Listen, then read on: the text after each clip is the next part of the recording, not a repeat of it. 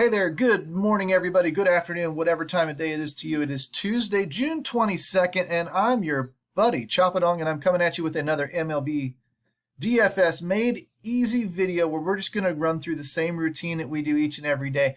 I'm not going to show you ownerships today, and I'm not going to show you some of the tools today. I'm just going to run through the routine, number one, to show you how quick it can go, and number two, because we have a staff-only tournament free roll here inside DFS Army for both VIPs and our staff members. That is a bonus added by a member named Scott Newman, who has won a good chunk of change lately and decided to give back by throwing a couple $1,000s at all of us to fight over, just to watch us act like rabid dogs in a cockfighting ring. And that's basically the strategy I'm not giving out today. I will tell you what I plan to do, but I'm not going to show you what I'm actually going to do. But I do want to show you the routines start to finish. And if you like this type of content and you want to become a member, it's very easy. Go into the description of the video, dfsarmy.com, click the link, use the coupon code CHOP, C-H-O-P, trigger that 10% off discount that saves you money because friends don't let friends pay retail. Here we go. Hopefully, you've got pen and paper and you watch how quickly this goes. Sort off the time filter. Knock out that early game. Slide over to Chop Shop down here in the Fanduel Pitchers tab. Sort largest to smallest K scores. These are the pitchers we're going to be targeting. Garrett Cole, Freddie Peralta, Zach Gallen, Stripling, Erod. I don't know how much I trust him. Zach Wheeler, Lucas Giolito, these types. Anything. We've got a better pitching slate today than we've had recently. I might even tiebreak with a little bit of lower W score against, like a Freddie Peralta here. I can't quite go all the way down here to Eli Morgan with no sample size. Probably very, very small sample size on him. But I'm looking for high strikeouts and low W scores, and that's where I'm probably going to land. So if everybody else takes a Garrett Cole, Freddie Peralta, I might come down here a little bit. But Freddie Peralta might be the pitcher of choice for me tonight, just based on this quick glance at pitchers. That's it. That's all you have to do. You take these top 4 or 5 guys, you rock and roll with them because you're going to be in the running. That's what put me on Merrill Kelly last night in cash games. 1% owned in cash games. 48 points for 6,400, 43 points for 6,400 bucks or whatever it was. Pretty good value multiplier, and something that we saw from this tool right here that the rest of the industry did not. Flip it on its head. W score, largest to smallest. These are my stacks. Stack against Freeland, Lopez, Skubal, Blake Snell. Yes, stack against him. Kyle Hendricks. This might be a real good tournament stack. Ross Stripling, Oviedo in St. Louis.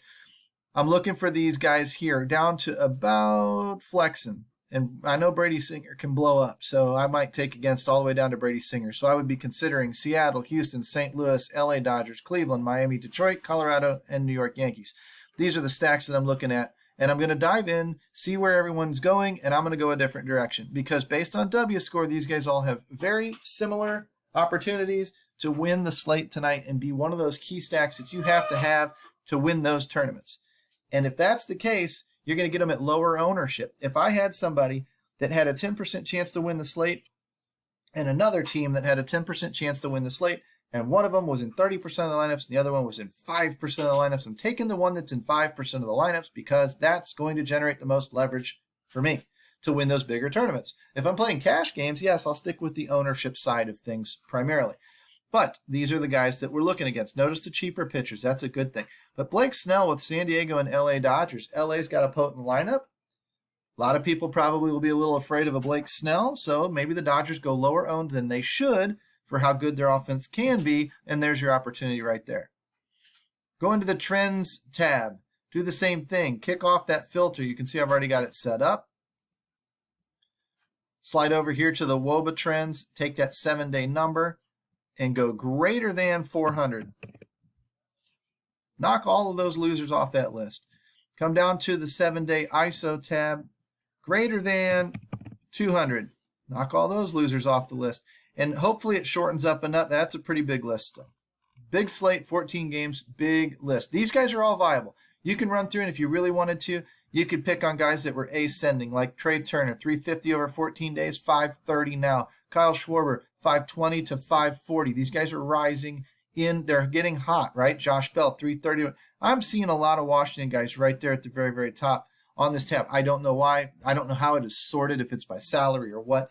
But if I see a lot of Washington guys that are on that tab, then that's going to be who I look for. Instead of paring that list down even shorter like I typically do, I'll just go ahead and we'll just run the names. 2 Atlanta guys, 2 Baltimore guys, 4 Boston guys, Cleveland. So let's look. Was Boston on this list?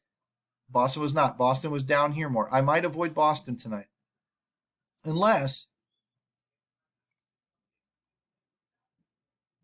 Kitteridge is at 2 point. That's walks per 9, low home run per 9. Yeah, I probably avoid Kitteridge tonight. He's not a good pitcher, but he's probably not a target that I'm after. And of course, as an opener scenario with Tampa Bay, maybe that's what's going on. I don't really know, but I might be off. But even though they're swinging hot bats, they make good tournament options, but they may not be in the best spot for this slate. Colorado. Was Colorado on this list? They were. So Colorado would be in play. And I would be using Trevor Story, McMahon, Tapia, and Cron, right? Detroit, Houston, 3 hot Houston bats, probably always in play. Angels, maybe in play, maybe not one of the top choices. Oakland, let's look for Angels in Oakland. Don't see them. Probably not who I'm keying on. There's a bunch of San Diego against Clayton Kershaw. That's interesting. That's one I would check BVP. Let's see how many of these hot bats have good success against Kershaw. If it's 2 or 3 of them, I'm going to stack against Clayton Kershaw. I'm looking for opportunities in tournaments to get leverage. If people are going to use Clayton Kershaw, then I'm going to use bats and hope he implodes. Is he going to? Most times, no. But when he does, I'm going to be there ready to scoop it up. San Francisco. Is San Francisco one of our teams? They're not. And Washington. We mentioned Washington against Wheeler. Washington's running hot, but again, they're not in this list. So Wheeler's got decent W score against him, or for him, which runs against Washington. So it's an interesting slate tonight. We're going to probably have to look at other tools like our MLB leverage stacks and chalkboard tool. When the ownership pops into the optimizer, we're going to have to take this another layer. But this is basically the routine. These are the bats that I'm the most interested in tonight. I'm going to look for those multiple, the teams that show up, or the bats that show up from the same team in multiple spots, and I'm going to key on those.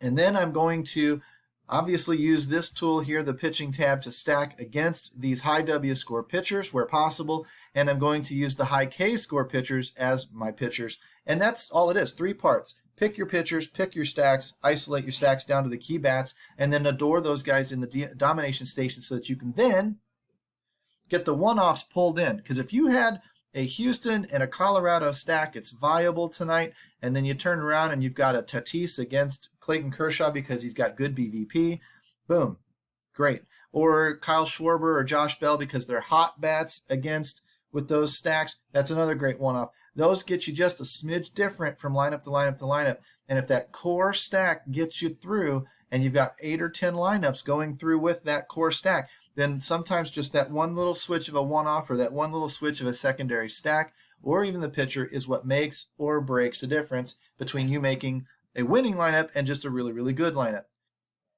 Hopefully that helps you out. If you have more questions, you come inside, you talk to me, you like and subscribe the video while you're down there. We'll keep putting this content out for you.